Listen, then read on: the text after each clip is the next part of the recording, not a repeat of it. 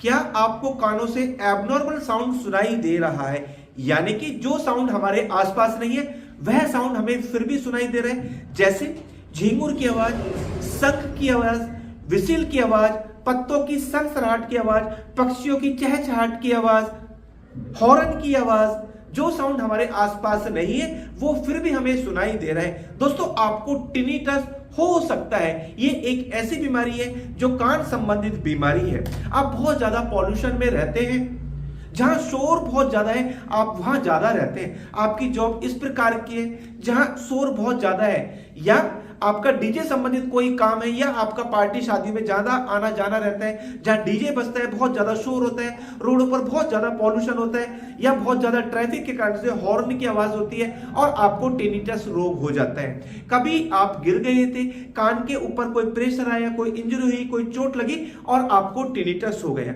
यानी कि आपके कान में कुछ डिजेनरेटिव चेंजेस हो रहे हैं, तो ये टिनिटस रोग हो सकता है। आप डॉक्टर के पास गए और आपको कहा गया कि आपको टिनिटस हो गया है, लेकिन साथ में यह जरूर कहा गया कि इसका कोई ट्रीटमेंट नहीं है।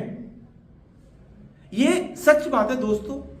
इसका केवल जो इलाज है वो हमको अपने आप करना है।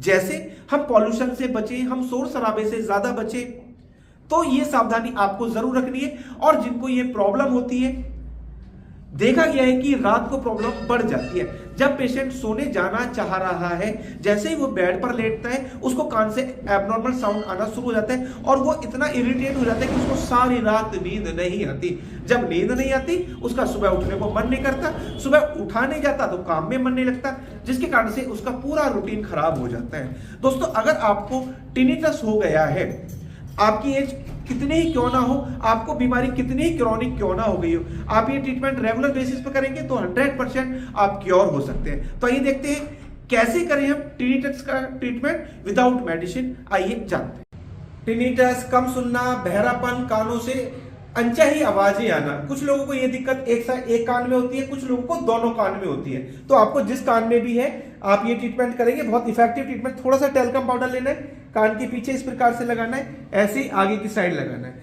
ये हम इसलिए लगाते हैं कि हमारा अंगूठा आराम से स्लिप हो पाए। देखेंगे 1 2 3 4 5 6, 1 2 3 4 5 6, फिर ऐसे वी बनाना, यानी कि कान की चारों तरफ से अच्छे से हमको रबिंग कर लेनी है, पूरे अच्छे से रबिंग कर लेनी है।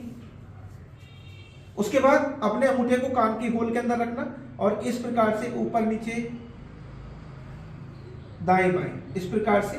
फिर कान की जो स्किन है इसको इस प्रकार से हमें रबिंग करनी है। कान को फिर इस प्रकार से रखना, अपने उंगली से हल्का हल्का सा इस प्रकार से करना। एक कान में है तो आप एक ही कान में करें, दोनों में है दोनों में करें। उसके बाद अपने हाथ को इस प्रकार से रखना, तेजी से छोड़ना। कुछ दिन ये ट्रीटमेंट आपको रेगुलर करना पड़ेगा, दिन में 2 से 3 बार आप खुद भी कर सकते हैं। बहुत इफेक्टिव ट्रीटमेंट करते के साथ आपको ऐसा लगेगा कि जो कानों से एबनॉर्मल साउंड सुनाई दे रहा था, आप उसकी वजह से सो नहीं पा रहे थे, आप पहले दिन से बहुत अच्छा महसूस करेंगे। दोस्तों, अभी आपने इस वीडियो के माध्यम से जाना क्या कारण ऐसे होते हैं जिसके कारण से हमें टिनिटस बीमारी हो जाती है, क्या हम गलतियां करते हैं जिसके परिणाम स्वरूप ये बीमारी हो जाती है। हम छोटा सा ट्रीटमेंट ये रेगुलर बेसिस पर करेंगे तो ये बीमारी 100% क्योर हो सकती है। फिर भी कोई दिक्कत रहती है, आप हमसे संपर्क करें, हमारे क्लिनिक पर विजिट करें और आप 100% क्योर हो जाएंगे, बिल्कुल हो जाएंगे।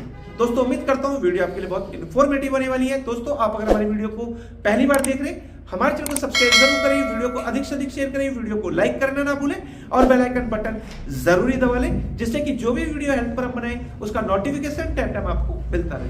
धन्यवाद।